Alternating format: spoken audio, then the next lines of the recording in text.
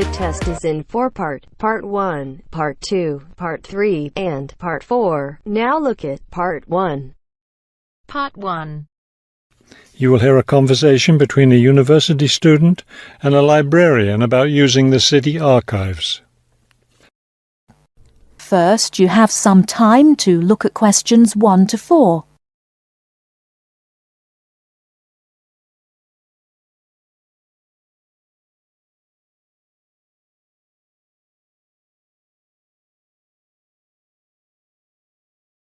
Now we shall begin.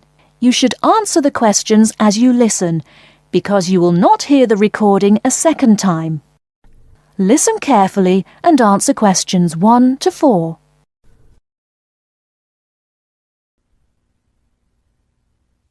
Hello. I was wondering if you could give me some information about using the archives? I'd be happy to. Are you a resident of the city? Actually, I live just outside the city, but I study at the university downtown. That's fine. All you need to do is show your university identification card, and you can use the archives at no charge, as long as your ID card is current, of course. Yes, it's valid. So I don't have to pay anything? No, city residents pay an annual fee, but students can use the archives for free. Everyone else needs to get special permission from the director, but that doesn't apply to you, of course. Oh, good. I was also wondering about the schedule. I have classes every day, Monday through Friday, and I also have a part-time job, so I could really only use the archives on weekends. That's not a problem at all. We're open all weekend. Actually, the only day we're closed is Monday, so you can come any day, Tuesday through Sunday. Are you open in the evenings? Yes, we're open from 9:30 in the morning until 8:30 in the evening. That will fit my schedule well.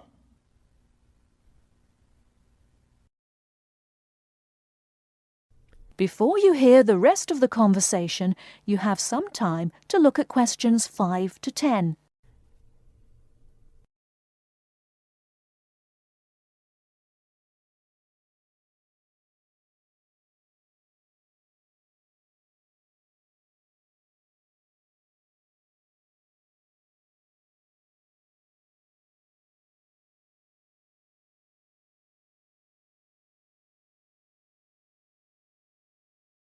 Now listen and answer questions 5 to 10.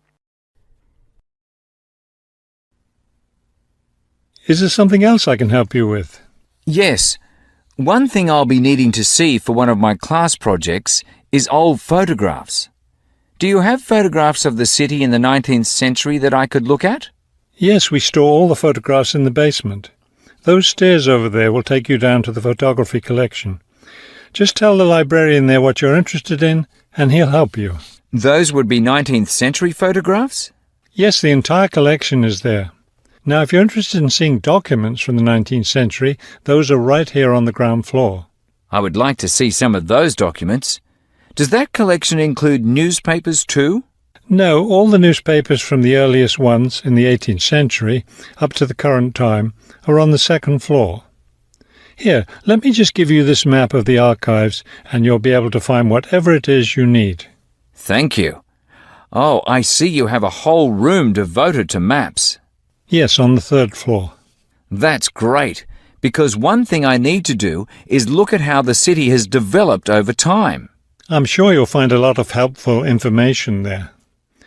Of course, some of the maps are several centuries old, so generally visitors are only allowed to see photographic reproductions of them. That shouldn't be a problem. What's this on the 4th floor? Ogden's Woolen Mill. As I'm sure you know, Ogden's Woolen Mill was the major entity responsible for the growth of this city in the 19th century. The Ogdeniers gave money for the archives to devote an entire floor to information about the history of the mill. Will I be able to find information about the Ogden family there? Photographs, personal papers, things like that? Probably the family photographs are stored downstairs in the photography collection. The personal papers would be on the 5th floor, where we keep all the personal papers of famous residents of our city. Thank you so much for your help.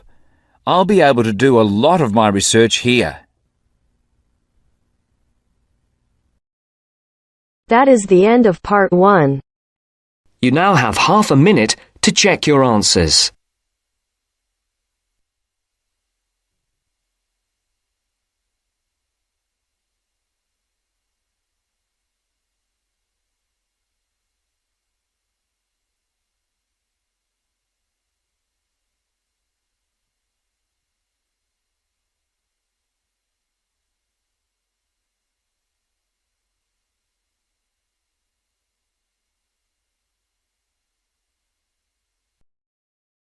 Now turns to part 2.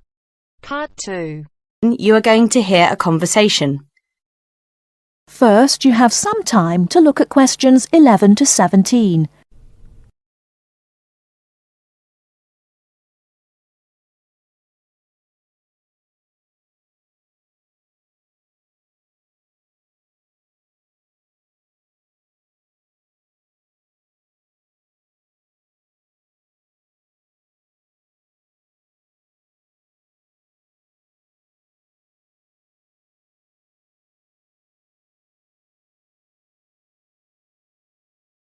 Now, listen carefully and answer questions 11 to 17.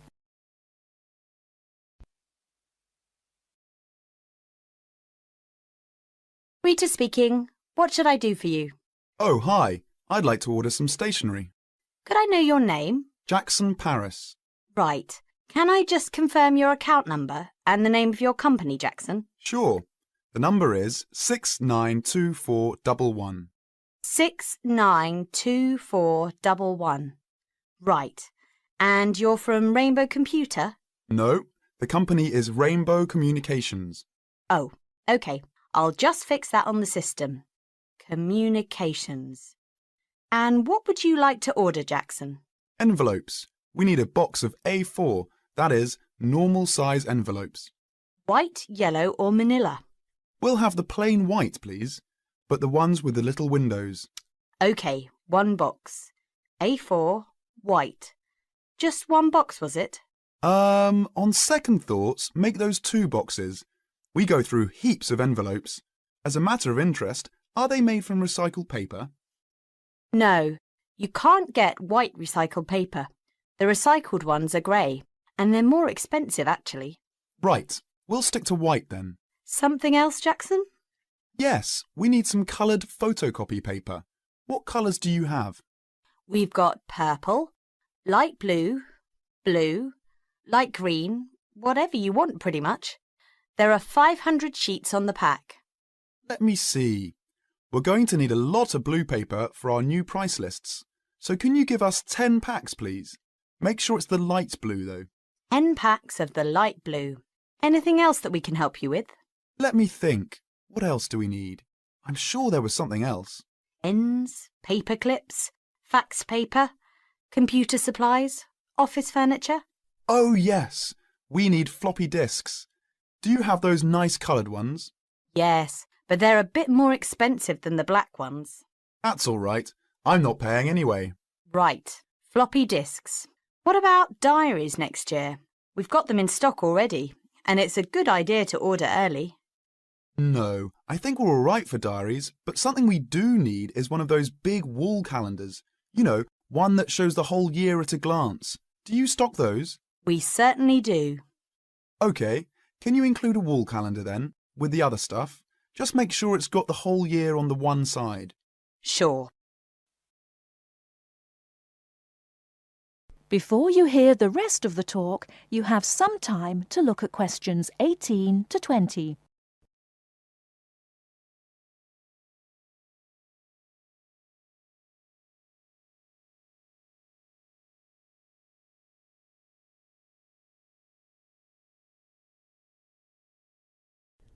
Now listen and answer questions 18 to 20. And do you have a copy of our new catalogue? No, I don't. But would you send one? Yes, I'll pop one in with the order. You'll find it a lot easier to remember what you need if you have our catalogue in front of you next time. Yes, good idea. And when can you deliver this? Should be with you tomorrow morning. Can you make sure that it's not after 11:30 a.m? Because we have to go out at 12. There's only myself here on Fridays. Fine. I'll make a note in the delivery docket that they should deliver before 11:30. Thanks very much. Thanks. That is the end of part 2. You now have half a minute to check your answers.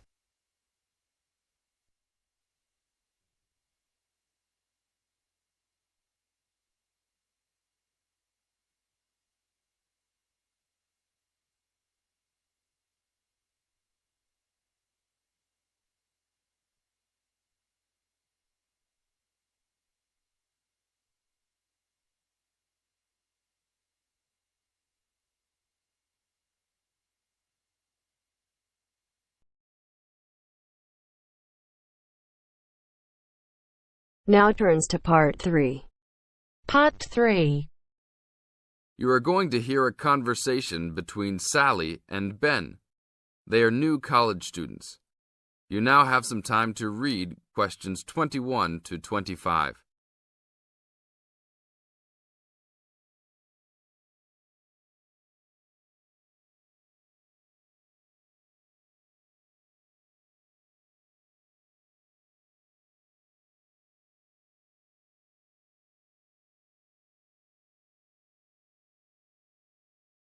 Now, listen to the first part of the conversation and answer questions 21 to 25. Hi, Ben. Sally. How are you? Fine. I wondered if I'd run into you. When did you get here? I only arrived last night, just in time. I prefer to travel on Sundays to miss the working rush. I suppose you arrived in plenty of time. Oh, I've been here for 4 days now, so it must have been Thursday that I arrived. I like to have a good chance to look around and settle in. I should have come earlier too. I'm hoping to get a part-time job. Well, you've no time today, I suppose. Do you still plan to be an architect? Yes, it's what I've always wanted to do. And you were planning to do economics, weren't you? Yes, I was, but now I've decided on psychology instead. How many textbooks do you have to get? I've been given this long list, and I'm sure they'll cost a fortune. See? That looks a lot. It's longer than my list. Well, it's 14 all told. So I might use library copies instead of buying some of them. What about you? I'll probably buy the whole lot of mine because I only have 5 on my list, although I'm sure there are many more I'll have to read. Luckily, we don't have to read them all straight away. Have you got your class timetable yet? It came with the book list. When do your lectures start? Tuesday. That's tomorrow. How about yours? Oh, I've got an extra day, the day after yours start. Now you have some time to read questions 26 to 30.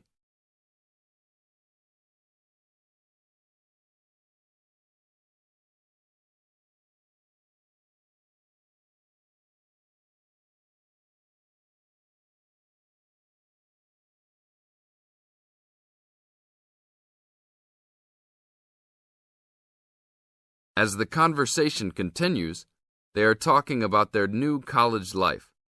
Listen carefully and answer questions 26 to 30. It's nothing like school, is it? Not so far, and the lectures will certainly be different. Do you have any special approach for keeping up with lectures and the amount we have to read? Well, I usually try to read every word in a book, in case I miss something important. So I suppose I'll try to write down every word of the lecture if I can. Oh, I couldn't do that. I'd get cramp in my fingers, and I wouldn't really hear what was being said. I usually skim a book when I read, and underline key parts, so I guess I'll try to make notes on the main points of the lecture. Have you thought of using a cassette recorder? You mean to record the lecture? Yep. Then you could make really good notes. Is it allowed? I think so. It must be. Plenty of people seem to do it. It has to be better than trying to write every word as you listen.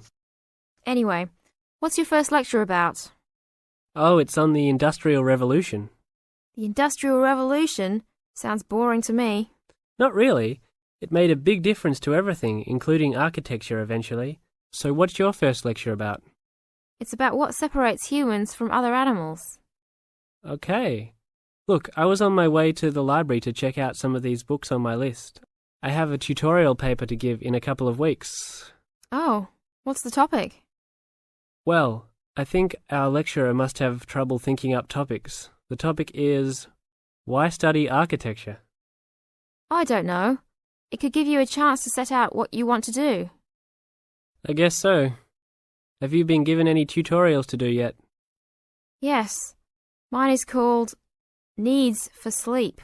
Sounds almost as interesting as mine. That is the end of part 3.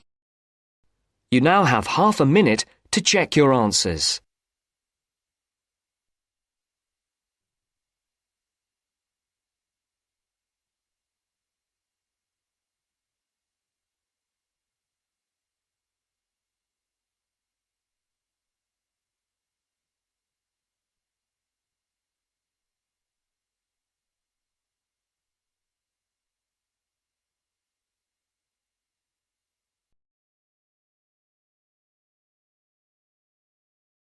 Now turns to part 4. Part 4. You are going to hear a talk on Canada. First, you have some time to look at questions 31 to 40.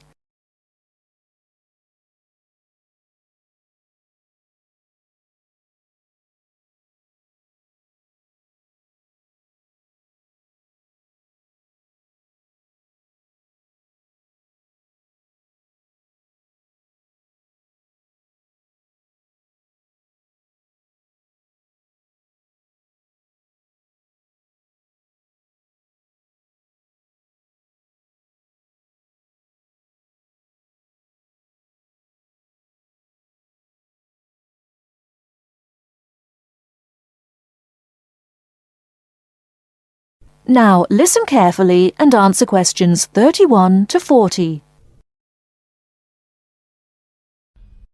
Good morning and welcome to this talk on Canada. Many people think of Canada as a land of ice and snow. They think of it as a young country with few inhabitants, a country of English-speaking white people. While some of this is true, it is also an inaccurate description of the country we call Canada. Canada lies in the northern half of the continent of North America. The most northern parts of Canada are sometimes called the land of the midnight sun, because at certain times of the year the sun never sets and is still shining faintly at midnight.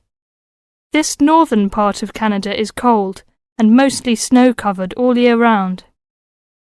Most of the people who live in this northern part of Canada are called Inuit or Dene. They were once called Eskimos. They are the original people of this land and are part of what are called the First Nation. As we move to the more southern parts of Canada, the land changes and so does the people. Moving from east to west in southern Canada, we travel from the Atlantic provinces of Nova Scotia, Newfoundland, New Brunswick, and Prince Edward Island. These small provinces, with small populations, border on the Atlantic Ocean. The land in these provinces is not very fertile, so fishing, forestry and mining are the main industries, although in some small areas, agriculture is also important. If we travel west from the Atlantic provinces, we come to central Canada, composed of the large provinces of Quebec and Ontario. Both provinces are rich in natural resources, have fertile land, and are the centres of industry for Canada's largest cities. Toronto and Montreal are found in these provinces. The province of Quebec is the centre of French language and culture in Canada. In fact, Montreal is the second largest French-speaking city in the world after Paris. Finally, in the far west of Canada, we come to the province of British Columbia. This province is separated from the prairies by the Rocky Mountains and is bounded on the west by the Pacific Ocean. British Columbia is often called simply the West Coast. British Columbia is an attractive place for tourists because of its mild climate, spectacular mountains, seacoast and beautiful forests. Agriculture, forestry, shipping and fishing are major industries in British Columbia. The people of this land of Canada are as varied as its landscape. The original settlers, those we call the people of the First Nations, came from Asia by crossing the Bering Strait from Siberia to Alaska. In their new environment, they developed many new languages and cultures. In the 16th century, the first Europeans arrived in eastern Canada. They came from Britain and France. By making treaties with the original inhabitants, they gradually established colonies in eastern and central Canada. After a war with France, Britain took over the French colonies in Quebec and eastern Canada. By the end of the 18th century, all of Canada was under British rule. From this time until the present century, most of the immigrants to Canada were British, Scottish and Irish. In this century, however, Canada has had an influence of settlers from all over the world. There are now hundreds of thousands of people from Asia, Africa and South America who now call Canada their home. That is the end of part 4. You now have half a minute to check your answers.